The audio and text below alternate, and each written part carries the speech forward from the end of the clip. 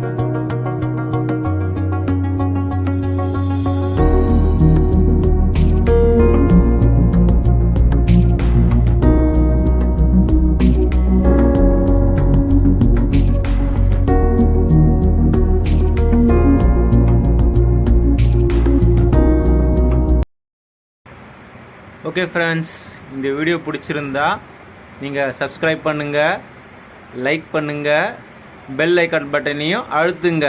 Okay.